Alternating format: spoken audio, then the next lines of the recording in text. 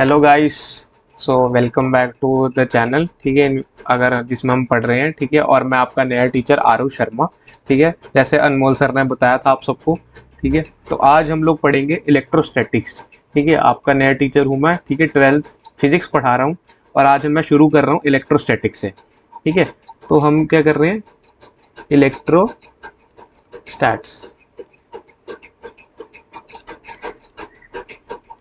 ठीक है, तो अब देखो इसके अंदर आज हम क्या पढ़ेंगे। इसको हम दो लेक्चर में पढ़ेंगे। ठीक है, फर्स्ट लेक्चर में हम लोग क्या करेंगे, पहली चीज हम पढ़ेंगे इलेक्ट्रिक चार्ज होता क्या है। ठीक है, इलेक्ट्रिक चार्ज क्या है। ठीक है, उसके बाद हम देखेंगे, ठीक है, कि इसके बाद इसका कूलम्स लॉ में क्या इसका है सिग्निफिकेंस। उसके बाद हम डाइपोल मोमेंट देखेंगे।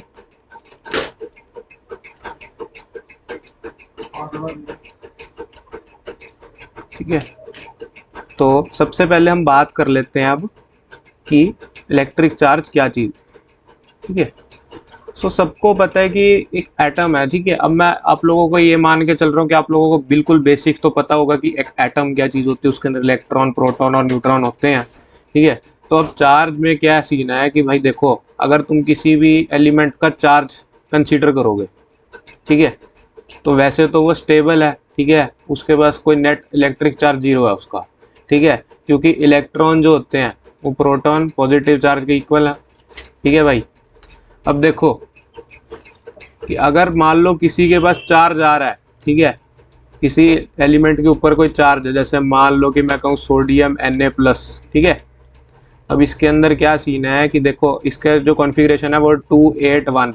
ठीक है, आउटर मोस्ट इलेक्ट्रॉन एक इलेक्ट्रॉन है। ठीक है, अगर मैं इसको निकाल दूं, ठीक है, अब मैं एक इलेक्ट्रॉन निकाल रहा हूँ, मतलब एक इलेक्ट्रॉन, मतलब कि एक नेगेटिव चार्ज निकाल दिया मैंने। जब मैंने एक नेगेटिव चार्ज निकाल दिया न्यूट्रल से, मतलब मान लो ये जीरो पे था, नंबर लाइन से समझो। ठीक है, जीरो चार्ज पे था न्यूट्रल पे, मैंने एक इलेक्ट्रॉन माइनस कर दिया। ठीक है, नेगेटिव चार्ज माइनस कर दिया, मतलब नेगेटिव चार्ज माइनस करा, मतलब कि मैंने एक पॉजिटिव चार्ज दे दिया उसको।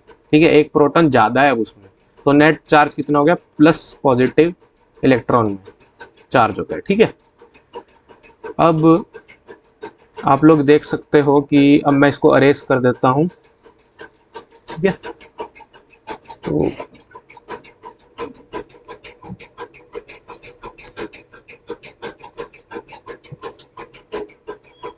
ठीक है, तो अब ये अरेज हो चुका है। ठीक है, अब हम बात कर लेते हैं कि तुम्हें चार्ज तो क्लियर हो गया कि चार्ज का क्या मतलब है। ठीक है, तो मैं अब इसका सिग्निफिकेंस बता देता हूँ।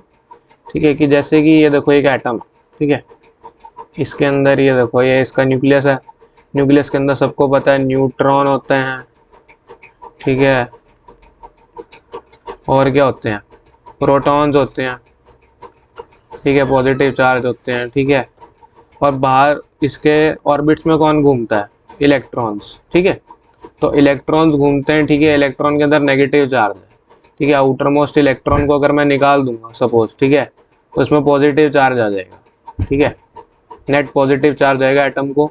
और इसका अगर तुम डेफिनेशन की बात करोगे, ठीक है, तो तुम लिख सकते हो। ठीक है, ठीक है, कि चार्ज की डेफिनेशन अगर तुमसे पूछ लें, ठीक है, तो कह सकते हो, तो इंट्रिंसिक लिख भी सकते हो, इंट्रिंसिक प्रॉपर्टी ऑफ मैटर।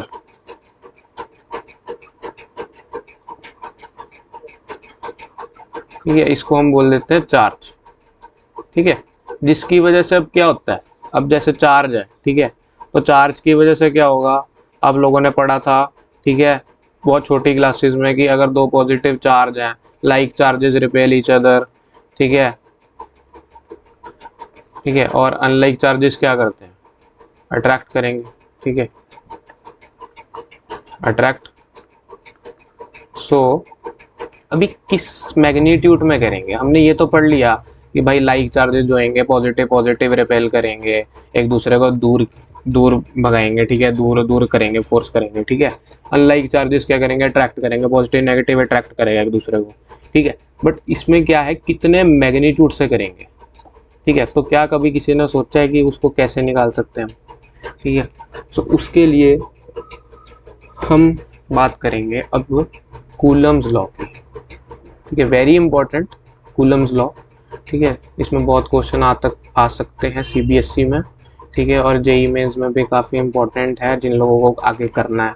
ठीक है, तो कूलम्स लॉ के अंदर सबको एक इक्वेशन तो याद होती है कि जो फोर्स का मैग्नीट्यूड होता है वो के Q1 Q2 upon are square होता है। ठीक है, तो ये तो कूलम्स लॉ का तुम्हारे एक एक्सप्रेशन मिल गया। ठीक है, तुम्हें ये पता लग गया कि भाई इसके अंदर जो ये है फोर्स है, ठीक है, दो चार्जेस के बीच में जो लगेगी। ठीक है, अब इसमें जो के है भाई वो तुम्हारा कूलम कांस्टेंट है, ये कांस्टेंट है। ठीक है, अब इस कांस्टेंट का क्या वैल्यू होती है, इसकी भी एक वैल्यू है, इसको तुम याद कर लो 1/4 पाई एप्सिलॉन नॉट। ठीक है, तो इस वैल्यू को याद रखनी है क्योंकि ये क्या है, ये कांस्टेंट है जो कि वेरी करेगा किस पे, ठीक है, उसके मीडियम पे, कि दो चार्ज कौन से मीडियम में। ठीक है, दो चार्ज कौन से मीडियम में है। ठीक है, वो के सिग्निफाई करता है हमें। ठीक है, एक क्वेश्चन के अंदर। ठीक है, अब मान लो कि तुम्हें अब ये जो मीडियम है वो सिग्निफाई किस चीज से होता है। ठीक है, वो होता है डाइलेक्ट्रिक कांस्टेंट से, डाइलेक्ट्रिक कांस्टेंट। ठीक है, मेरी वर्ड्स को सुनो, ठीक है, ध्यान से। ठीक है, डाइलेक्ट्रिक कांस्टेंट की बात कर रहे हैं हम इस वक्त। ठीक है, उसके अंदर क्या मीडियम पे डिपेंड करेगा। ठीक है, मीडियम जैसे जो भी मीडियम है, जैसे कि मान लो तुमने एयर में रखा हुआ है, वैक्यूम में रखा हुआ है, अब तुम जाके स्पेस में रख दो। ठीक है, तुम पानी के बीच में दो चार्ज रख दो। ठीक है, तो उसके अंदर अलग अलग डाइलेक्ट्रिक कांस्टेंट दिए होंगे। ठीक है, उसको हम डिफाइन करते हैं के से। किससे? के से। ये है डाइलेक्ट्रिक। ठीक है, इसको हम के से सिग्निफाई करेंगे। तो इसमें क्या, इसकी वैल्यू क्या होती है? ठीक है, इसकी होती है F M upon F naught. ठीक है, एफ नॉट। ठीक है, ये डाइलेक्ट्रिक कांस्टेंट की वैल्यू है। मतलब कि कहने का मतलब है कि अगर डाइलेक्ट्रिक कांस्टेंट सपोज तुम्हें दे दिया कि एक मीडियम है, ठीक है, दो चार्ज के बीच में, जिसमें दो चार्ज है। ठीक है, और डाइलेक्ट्रिक उस मीडियम का डाइलेक्ट्रिक कांस्टेंट है 2।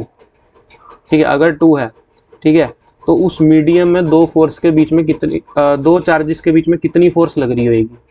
ठीक है, तो तुम क्या करोगे, dielectric constant into the force, ठीक है, which acted on the two charges in vacuum. ठीक है, मतलब कि जो एयर में लग रही थी फोर्स दो चार्जेस पे, ठीक है, उसका तुम 2 टाइम्स कर दोगे। ठीक है, डाइलेक्ट्रिक के साथ मल्टीप्लाई कर दोगे तो वो तुम्हें फोर्स मिल जाएगी मीडियम। ठीक है, इतना तुम्हें समझ आ गया होगा। ठीक है, अब मैं इसको क्लियर कर देता हूँ।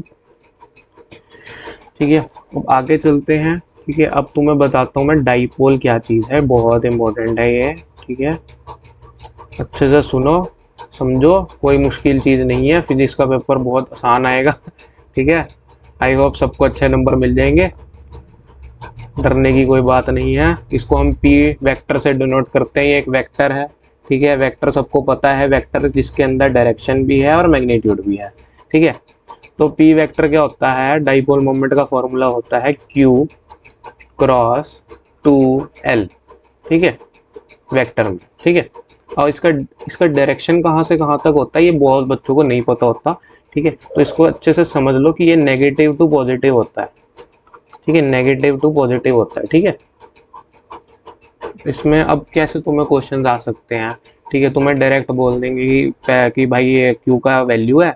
ठीक है, और उसके बीच में बॉन्ड लेंथ दे देंगे, तुम्हें एक बॉन्ड देंगे। ठीक है, उसके बीच में दो चार्ज होंगे। ठीक है, इक्वल मैग्नीट्यूड के होंगे। ठीक है, तो उसमें क्या होगा, तुम्हें उसके बीच में बॉन्ड लेंथ दे देंगे। ठीक है, और तुम्हें पूछेंगे डाइपोल मोमेंट कितना है। ठीक है, तो डाइपोल मोमेंट तुम्हारा आ जाएगा Q इंटू 2L। ठीक है, तो उसके बाद तुम अब मुझे ये बताओ कि इसके अंदर मान लो कोई क्वेश्चन ऐसे आ जाए, ठीक है, कि ऐसे तुम्हें कार्टेशियन प्लेन दे रखा है, ऐसे कोऑर्डिनेट सिस्टम दे रखा है। इसके ऊपर मैं काम करता हूँ, तुम्हें इस क्वेश्चन को ना ट्राई करना है एक बार पॉज करके स्क्रीन को। ठीक है, तो यहाँ पे ओरिजिन पे मान लो मैंने +2Q चार्ज दे दिया। ठीक है, और इससे वाई एक्सिस पे, ये एक्स एक्सिस है, ये वाई एक्सिस है, ठीक है, ये एक्स एक्सिस, ठीक है, और ये वाई एक्सिस, ठीक है। तो ये मैंने मान लो कि तुम्हें एक एक्स डिस्टेंस दूर दे दिया, ठीक है, एक तुम्हें दे दिया माइनस क्यू चार्ज, ठीक है, और यहाँ पे भी माइनस क्यू चार्ज दे दिया मैंने एक्स डिस्टेंस दूर, ठीक है। अब मुझे ये बताओ कि इस पूरे सिस्टम का, ये जो पूरा सिस्टम मैंने दिया माइनस क्यू वाला, प्लस टू क्यू वाला और ये माइनस क्यू वाला, इसका नेट डाइपोल मोमेंट कैसे निकाल लोगे, ठीक है, सवाल ऐसे ही आएंगे, ठीक है। और ये है, इस कैटेगरी को हम टफ क्वेश्चन में कंसीडर कर सकते हैं आराम से, ठीक है। अगर तुम्हें ये समझ आ रहा है, ठीक है, तो तुम्हें बाकी चीज़ें आ जाएंगी समझ, ठीक है। तो इसको मैं एक बार अगले स्क्रीन पे डिस्कस कर देता हूँ इस क्वेश्चन को। तो देखो, इस क्वेश्चन में कुछ नहीं है, तुम्हें कुछ नहीं करना, ठीक है। तुम्हें एक चीज़ समझनी है, यहाँ पे एक नया कॉन्सेप्ट है, ठीक है, जिससे तुम्हारे बहुत सारे क्वेश्चन डाइपोल के कभी गलत नहीं होंगे, ठीक है। तो फर्स्ट ऑफ ऑल हम बना लेते हैं, यहाँ पे था प्लस टू क्यू चार्ज, ठीक है, और यहाँ पे है माइनस क्यू, यहाँ पे कितना है माइनस क्यू, ठीक है। अब देखो यहाँ पे है दो क्यू, ठीक है, दो प्लस क्यू। अब मैंने डाइपोल में तुम्हें बोल रखा है कि डाइपोल का अगर तुम फॉर्मूला देखोगे तो उसमें लिखा हुआ है क्लियरली कि Q इंटू टू एल है, ठीक है, Q इंटू टू एल है, जिसमें अगर डाइपोल बनाना है तो इसका मतलब ये है कि जो चार्ज का, दो चार्जेस का मैग्नीट्यूड सेम होना चाहिए, तभी वो डाइपोल बनाएंगे, ठीक है। मैग्नीट्यूड दो चार्जेस का सेम होना चाहिए तभी एक डाइपोल मोमेंट बनेगा, ठीक है। अब यहाँ पे दो क्यू चार्ज है ओरिजिन पे, ठीक है। तो हम क्या करेंगे, एक, इसको हम लिख देते हैं, इसको हम लिख सकते हैं ना, प्लस टू क्यू चार्ज को हम लिख सकते हैं is equal to two Q is equal to Q plus Q, ठीक है, प्लस में। तो एक क्यू को मैं मान लेता हूँ यहाँ दे देता हूँ, एक क्यू को इधर दे देता हूँ, ठीक है। एक क्यू इसके साथ डाइपोल बनाएगा, ठीक है, और एक इसके साथ बनाएगा, ठीक है, दो क्यू तुम्हारे बन गए, ठीक है। ये जो टू क्यू था ये वाला, ठीक है, ये दो हिस्सों में बांट दिए मैंने, ठीक है, क्योंकि दो डाइपोल बनने थे, ठीक है। अब ये देखो कि अब इसका जो वेक्टर बनेगा, अब डाइपोल एक वेक्टर है, ठीक है, तो माइनस से पॉजिटिव पे एक वेक्टर बना पी वेक्टर, ठीक है, क्योंकि दोनों चार्जेस का मैग्नीट्यूड सेम है तो वेक्टर भी सेम होगा, मैग्नीट्यूड सेम होगा, ठीक है। दोनों के बीच में एंगल कितना है, वाई एक्सिस और एक्स एक्सिस के बीच में एंगल कितना होता है, 90 डिग्री का होता है, ठीक है, ठीक है। तो अब दो equal vectors, there are two equal vectors, अगर उनको हम रिजल्टेंट लेंगे, ठीक है, जिसका सेम मैग्नीट्यूड है 90 डिग्री से, तो क्या आता है कमेंट करो, ठीक है, करो जल्दी करो, ठीक है, इतना तो पता होना चाहिए। चलो 11th में वेक्टर थोड़ा बहुत तो क्लियर होना चाहिए, ठीक है। चलो मैं बता देता हूँ, पी रूट टू आता है, ठीक है, पी रूट टू तुम्हारा मैग्नीट्यूड आ गया, ठीक है। अब डायरेक्शन तुमने निकालना है तो तुम निकाल सकते हो, ठीक है, वो तुम्हारा पैरेललोग्राम से आ जाएगा, ठीक है, tan alpha is equal to, तुम इसको डिराइव कर लो, ठीक है। जैसे मान लो दो वेक्टर हैं, ठीक है, ए और बी, ठीक है, ये तुम्हारा आर वेक्टर हुआ, ये वाला, ठीक है। अब तुम इसका पैरेलल यहाँ पे शिफ्ट कर लो, पैरेलल शिफ्टिंग करो इसके वेक्टर की, ठीक है। अब इसका कंपोनेंट ले लेते हैं यहाँ से, मान लो इसके बीच में एंगल थीटा दे रखा है, दो वेक्टर के बीच में और बी के बीच में, ठीक है। अब देखो, ठीक है, अगर तुम ए का कंपोनेंट लोगे नीचे, ठीक है, तो तुम्हें मिलेगा बी प्लस ए कॉस थीटा, ठीक है। और अगर तुम इसका पैरेलल कंपोनेंट लोगे ए का ही, ठीक है, तो तुम्हें क्या मिलेगा, ए साइन थीटा, ठीक है, अभी तुम्हें मिलेगा, ठीक है। अब देखो, अब तुम्हें सिंपल ट्रिग्नोमेट्री 10th वाली तो आती है, ठीक है, जैसे कि tan alpha is equal to A sine theta, ठीक है, divided by B plus cos theta, okay, ठीक है। तो तुम्हें एक बार लिख देता हूँ अगले स्क्रीन पे, तुम्हें क्लियर हो जाएगा, ठीक है। तो फर्स्ट ऑफ ऑल क्या चीज़ है तुम्हारा, tan alpha is equal to a sin theta divided by b plus cos theta. ठीक है, इसका डायग्राम देख लो एक और बार। b वेक्टर, a वेक्टर, ठीक है, इसके नीचे है b वेक्टर, इसके बीच में है एंगल थीटा। अगर मैं बोलूँ कि इसका रिजल्टेंट ऐसे निकला और b वेक्टर के साथ कितना एंगल बनाया, मान लो अल्फा बना रहा है, ठीक है, तो वो अल्फा तुम इस फॉर्मूले से निकाल सकते हो। मतलब कहने का मतलब ये है कि अगर तुम्हें एक रिजल्टेंट निकालना, दो वेक्टर का रिजल्टेंट निकाल दिया, तो उसके बाद जो एंगल निकालना है उस रिजल्टेंट का, ठीक है, किसी भी वेक्टर के साथ, तो तुम इस फॉर्मूले से निकाल सकते हो। ठीक है, ठीक है। अब तुम्हें बेसिक भी बता दिया मैंने 11th का एक वेक्टर का बेसिक। ठीक है, अब वापस अपने चैप्टर की तरफ चलते हैं, ठीक है, जिससे हमें आगे की चीज़ें क्लियर हो। ठीक है, तो तुम्हारा डाइपोल हो गया। ठीक है, अब मेथड ऑफ चार्जिंग की बात कर लेते हैं। ठीक है, मेथड ऑफ चार्जिंग, ठीक है, ये बहुत अंडररेटेड टॉपिक है। ठीक है, बच्चे इसको स्किप कर देते हैं। मेथड ऑफ चार्जिंग, ठीक है, तो मेथड ऑफ चार्जिंग में हम क्या बोल सकते हैं। ठीक है, पहली चीज़ जो आती है इसमें वो आती है सबसे important, charge by conduction, bye conduction. ठीक है, ठीक है। दूसरी चीज़ जो इसमें आती है वो है चार्ज बाय फ्रिक्शन। ठीक है, ओके, ठीक है। अब चार्ज बाय फ्रिक्शन भी हो गया, ठीक है, चार्ज बाय कंडक्शन भी हो गया। ठीक है, अब इस चीज़ की धीरे धीरे बात कर लेते हैं हम लोग। ठीक है, तो चार्ज बाय कंडक्शन की बात करें तो इसके अंदर क्या, तुम्हें इसका मतलब समझा देता हूँ सीधा। ठीक है, जैसे कि दो चार्ज हैं, ठीक है, एक मान लो दो स्फेयर हैं, ठीक है, एक और ये दूसरा। ठीक है, अब मैंने इसके बीच में एक रॉड लगा दी, ठीक है, जिससे इनके बीच में कंडक्शन होने लग गया। इसके इलेक्ट्रॉन अगर यहाँ पे ज़्यादा है, ठीक है, हाई है, ठीक है, तो यहाँ से इधर को फ्लो होएगा, तुम्हें पता हाई टू लो जाता है, प्रेशर भी जाता है, हर चीज़ का फ्लो हाई टू लो ही जाता है। ठीक है, तो यहाँ पे चार्ज फ्लो होएगा, इलेक्ट्रॉन का फ्लो होएगा। ठीक है, ठीक है, तो इसमें क्या होगा, एक बार चार्ज होगा ना, ठीक है, वो ट्रांसमिट हो जाएगा। ठीक है, ट्रांसमिट हो जाएगा।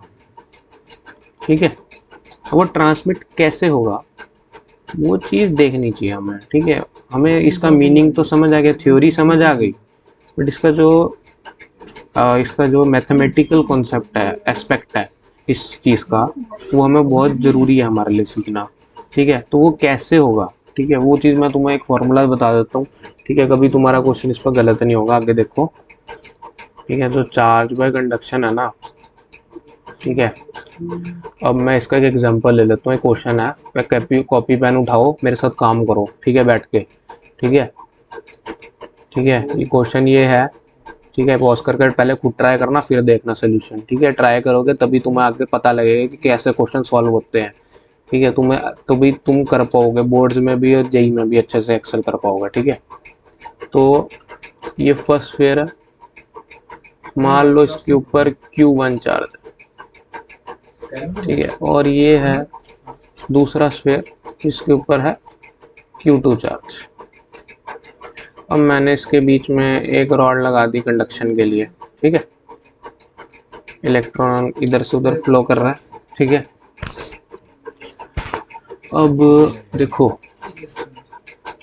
अब देखो जैसे मैंने मान लिया कि Q1 जो है वो ग्रेटर देन Q2 है, मतलब कि Q1 का चार्ज ज़्यादा है Q2 से। ठीक है, और मान लो कि अगर मान लो कि इसका जो है दोनों का साइज सेम है। ठीक है, इसका भी रेडियस आ रहा है, इसका भी रेडियस आ रहा है। ठीक है, डेंसिटी भी सेम है। ठीक है, साइज सेम है। ठीक है, तो भाई देखो इसका जो चार्ज होगा ना, ठीक है, वो तुम्हारा इन दोनों का एवरेज ले लो सीधा। ठीक है, अगर साइज सेम है तो इसका एवरेज ले लो। ठीक है, दोनों के ऊपर सेम चार्ज आएगा, ठीक है, इक्वली ट्रांसमिट होएगा। बट इसके अलग इसका दूसरा केस ले लेते हैं, ठीक है, पहले इसको नोट कर लो अच्छे से, ठीक है, ट्राई कर लिया हो तो, ठीक है। दूसरा चीज़ देख लेते हैं इसका, ठीक है। दूसरी चीज़ में ये है कि भाई देखो कि अगर मैंने बोल दिया कि दोनों जो स्फेयर है, ठीक है, जैसे इसका है Q1 चार्ज, इसका है इसका है इसका है सेकेंड स्फेयर, ठीक है, Q2 चार्ज, ठीक है। अब भाई देखो कि इसका जो है R1 रेडियस है, इसका R2 रेडियस है, ठीक है। अब मैं कह देता हूँ कि R1 is greater than R2, ठीक है। तो भाई अब क्या करोगे, अब तुम्हें, ठीक है, नॉन यूनिफॉर्म चीज़ है, ठीक है, कि मतलब कि ये जो चीज़ है ये स्फेयर बड़ा है, वो छोटा है, ठीक है। तो अब तुम कैसे इसको डिस्ट्रीब्यूट करोगे चार्ज को, ठीक है। तो चार्ज को डिस्ट्रीब्यूट करने का एक सिंपल सा फॉर्मूला बता रहा हूँ, ठीक है। जो जिस भी स्फेयर के ऊपर चार्ज निकालना है, ठीक है, ठीक है, उसका फॉर्मूला होगा टोटल चार्ज, ठीक है, इनटू कर दो रेडियस जिस स्फेयर के ऊपर निकालना है। जैसे बड़े स्फेयर के ऊपर निकालना तो मैं RL लिख रहा हूँ, ठीक है। तो RL plus RS small s, ठीक है, स्मॉल s मतलब स्मॉल वाला स्फेयर जो है। तो ये तुम्हारा फॉर्मूला होगा इसके लिए, इक्वली चार्ज डिस्ट्रीब्यूशन के लिए या नॉन यूनिफॉर्म चार्ज डिस्ट्रीब्यूशन के लिए होगा तुम्हारा ये फॉर्मूला, ठीक है। अब अगली चीज़ है, ठीक है, तुम्हारा होता है टॉर्क, ठीक है। अगर तुमने लिख दिया, ठीक है, कि जैसे कोई तुम्हारा डाइपोल मोमेंट है, ठीक है, उसको तुमने किसी वेक्टर से रिप्रेजेंट करा, ठीक है, P वेक्टर से, ठीक है, और पोटेंशियल एनर्जी, ठीक है, पोटेंशियल एनर्जी और टॉर्क दोनों को हम डिस्कस करेंगे, ठीक है, ठीक है। ये अगला टॉपिक है हमारा, ठीक है। बट इससे पहले, ठीक है, अब तुम लोग बोलोगे कि जो टॉर्क होता है, ठीक है, तुमने फॉर्मूला पढ़ा हुआ है, ठीक है, कि P क्रॉस E होता है। अब किसी को अभी तक मैंने बताया नहीं कि E क्या चीज़ है। P तो बता चुका हूँ, डाइपोल है। E है इलेक्ट्रिक फील्ड, ठीक है, इलेक्ट्रिक फील्ड। तो हमें इन दोनों चीज़ों को करने के लिए पहले पता होना चाहिए कि इलेक्ट्रिक फील्ड होती क्या है, ठीक है। तो इलेक्ट्रिक फील्ड बता देता हूँ पहले, ठीक है। इलेक्ट्रिक फील्ड का क्या कॉन्सेप्ट है, ठीक है, तुमने ग्रेविटेशनल फील्ड पढ़ी है 11th में, ठीक है, बिल्कुल सिमिलर सा है इसका कॉन्सेप्ट, ठीक है, ठीक है। अब मैं तुम्हें सिंपल सी चीज़ बता रहा हूँ, एग्जांपल से समझा रहा हूँ। जैसे कि मान लो कोई पॉजिटिव चार्ज है, ठीक है, उसका इफेक्ट, ठीक है, field is the effect of the charges, ठीक है। जो भी चार्ज है उसकी वजह से क्या इफेक्ट पड़ रहा है उसको हम फील्ड कहते हैं, ठीक है। जो इन्फ्लुएंस कर रही है, ठीक है, कितने एरिया को इन्फ्लुएंस कर रही है, किस डायरेक्शन में कर रही है, उसको हम इलेक्ट्रिक फील्ड लाइन से रिप्रेजेंट करते हैं, ठीक है। पॉजिटिव चार्ज की इलेक्ट्रिक फील्ड लाइन होती है आउटवर्ड, ठीक है, इसकी होती है आउटवर्ड,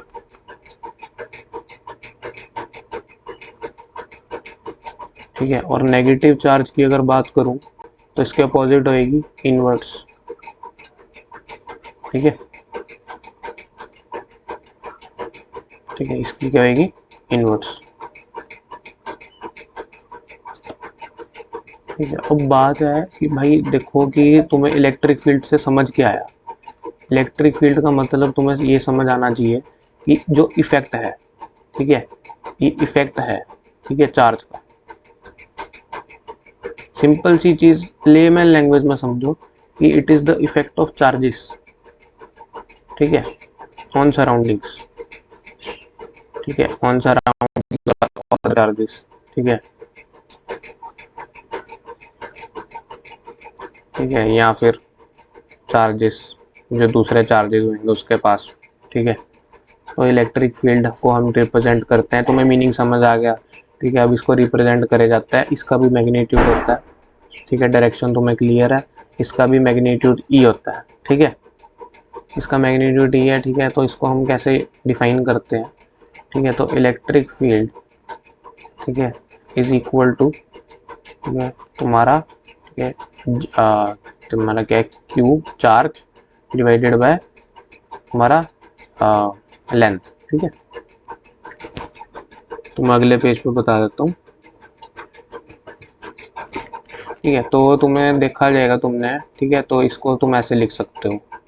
ठीक है, ये होता है तुम्हारा फॉर्मूला इलेक्ट्रिक फील्ड का, मतलब कि it is the force per unit charge. ठीक है, ये तुम्हारी होती है इलेक्ट्रिक फील्ड। ठीक है, force per unit charge is electric field. ठीक है, तो तुम देख सकते हो, ठीक है, कि एक चार्ज की वजह से कितना फोर्स लग रहा है। ठीक है, ठीक है, पर यूनिट चार्ज के हिसाब से कितना फोर्स लग रहा है, वही तुम्हारी इलेक्ट्रिक फील्ड है। ठीक है, और कोई बड़ी चीज़ है नहीं इसमें। ठीक है, तुम्हें बस समझना है कि इफेक्ट है, जो चार्ज है उसका इफेक्ट। ठीक है, ठीक है, तो फिर तुम्हें जो यूज़ होएगा वो फॉर्मूला ये होगा, F is equal to Q into E. ठीक है, तुम्हें ये फॉर्मूला बहुत काम का है तुम्हारे लिए, बहुत ज़्यादा, तुम्हें ये याद रखना है। ठीक है, तुम्हें मीनिंग ध्यान रखना है इलेक्ट्रिक फील्ड का।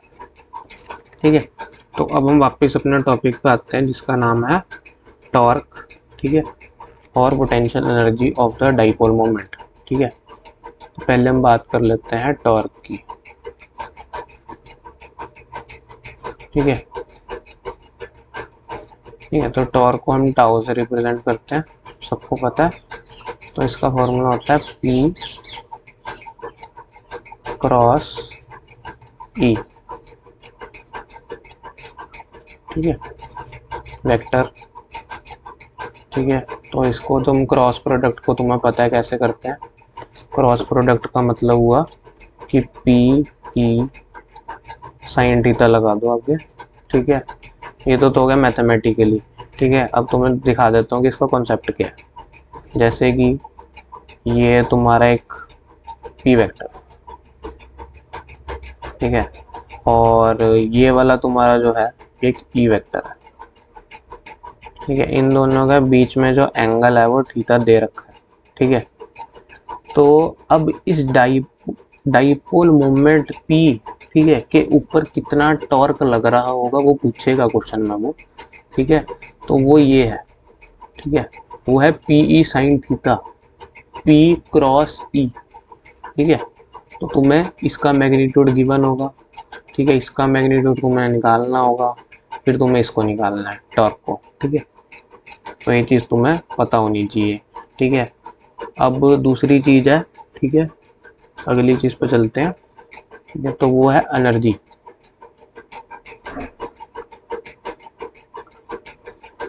एनर्जी, ठीक है, तो एनर्जी ऑफ डाइपोल में क्या होता है कि एनर्जी ऑफ डाइपोल को हम पोटेंशियल एनर्जी से डिनोट करेंगे। ठीक है, तो इसका मतलब हुआ, इसका फॉर्मूला है P डॉट प्रोडक्ट E। ठीक है, वेक्टर मतलब dot product of two vectors. ठीक है, P डाइपोल हो गया, ये हो गया इलेक्ट्रिक फील्ड। ठीक है, तो इसका PE को क्या लिखते हैं, P डॉट E को PE cos थीटा। ठीक है, where theta is the angle between P vector and E vector. ठीक है, तो तुम्हारा एनर्जी हो गया। ठीक है, एनर्जी और टॉर्क सबको समझ आ गया। ठीक है, पोटेंशियल एनर्जी, ठीक है, PE cos थीटा होता है, और टॉर्क जो होता है वो PE साइन थीटा होता है।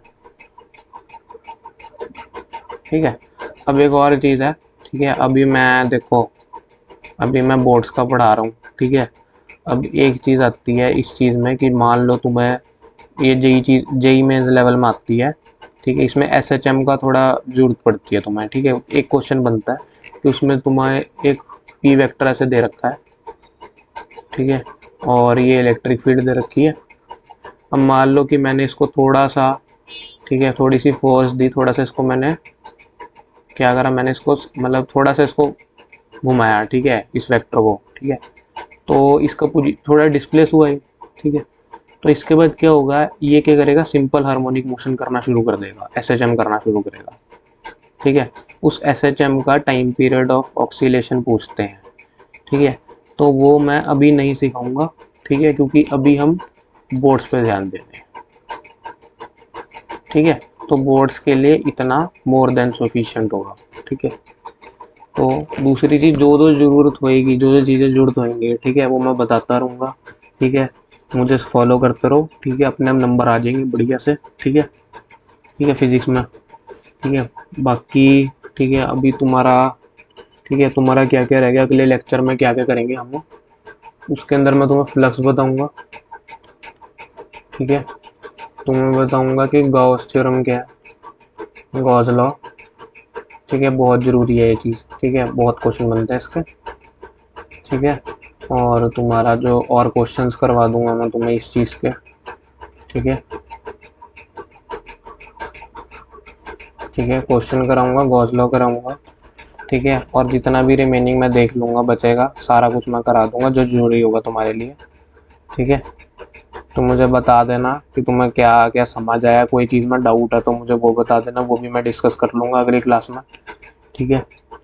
और सोचूंगा मैं, ठीक है, कि थोड़े बहुत जैसे जेई मेंस लेवल के जो क्वेश्चन हैं जो तुम्हारे लिए ज़रूरत है, ठीक है, जैसे कि तुम लोगों ने देखा होगा, तुम लोग सुनोगे, ठीक है, मैं एक्सपीरियंस हूँ इस चीज़ में। तो फिजिक्स के पेपर में कभी कभार ऐसा हो रहा है आजकल कुछ सालों से, ठीक है, 2-3 सालों से, कि थोड़ा सा लेवल बढ़ रहा है फिजिक्स के लेवल, और फिजिक्स के पेपर का बोर्ड लेवल बढ़ा रहा है, ठीक है। तो उसमें क्या थोड़ा सा तुम्हें जेई मेन लेवल थोड़ा जो जरूरी है वो टच करना होगा, ठीक है, वो थोड़ा थोड़ा, ठीक है, ज़्यादा नहीं करवाएंगे, ठीक है, कि तुम्हें अच्छे से समझ आएगा, ठीक है, कोई डरने की बात नहीं है, ठीक है। फिजिक्स क्या गेम है, फिजिक्स सिर्फ एक कॉन्सेप्चुअल गेम है, ठीक है, तुम्हें समझना है, ठीक है, और उसको अप्लाई करना है बस, ठीक है। मैं कहता हूँ तुम ये पढ़ लोगे मेरे से, तुम्हारा जेई मेन भी क्रैक हो जाएगा, ठीक है, फिजिक्स में तो हो ही जाएगा, ठीक है, बाकी का पता नहीं, ठीक है। तो बाकी क्या सीन है, ठीक है। तो अगला लेक्चर हमारे अनमोल सर लेंगे 10th का, ठीक है। तो अभी के लिए bye bye, all the best. जितना भी मैंने पढ़ाया है ठीक से पढ़ लेना, ठीक है। और रुको 1 मिनट, तुम्हें एक क्वेश्चन दे देता हूँ जो तुम, उसका आंसर तुम्हें कमेंट सेक्शन में करना होगा, ठीक है। एक क्वेश्चन छोटा सा दूंगा मैं, ठीक है, तो क्वेश्चन लिख लो, आंसर चाहिए मुझे इसका, ठीक है। क्वेश्चन तुम्हें दे देता हूँ मैं, डाइपोल मोमेंट पे दे देता हूँ, चलो ठीक है। सपोज यही एक कार्टेशियन प्लेन है, ठीक है, यहाँ पे है 3Q चार्ज, यहाँ पे है -Q चार्ज, यहाँ पे है -Q चार्ज, ठीक है, और यहाँ पे है माइनस छोटा Q चार्ज, ठीक है। चलो छोटा Q रहने दो, तुम इसको बड़ा Q कर, ठीक है, ठीक है। और इसके ये जो डिस्टेंस है वो है x मीटर, ठीक है, ये वाला डिस्टेंस भी x मीटर है, और ये वाला डिस्टेंस भी x मीटर है, ठीक है। तो तुमने क्या करना है, तुमने अगली क्लास में मुझे इसका आंसर देना है, या अभी कमेंट सेक्शन पे तुम्हें आंसर देना है इसका कि क्या आंसर बना मैग्नीट्यूड में, ठीक है। तुम x को समझ सकते हो कि अगर x की वैल्यू है 5 मीटर, ठीक है, वो गिवन है, ठीक है। मुझे कांस्टेंट इसका एक आंसर देना, ठीक है, फाइंड नेट डाइपोल, ठीक है। ये तुम्हारा होमवर्क है, ये तुम्हारा लिख देता हूँ, होमवर्क है, ठीक है, करना है बैठ के, ठीक है। तुम्हारा बोर्ड सिर्फ कितने महीने दूर है, 3 महीने दूर है, ठीक है, लग जाओ अब काम पे, ठीक है। चलो ऑल द बेस्ट, पढ़ते रहो, ठीक है, ऑल द बेस्ट, ठीक है, बाय, चलो बाय।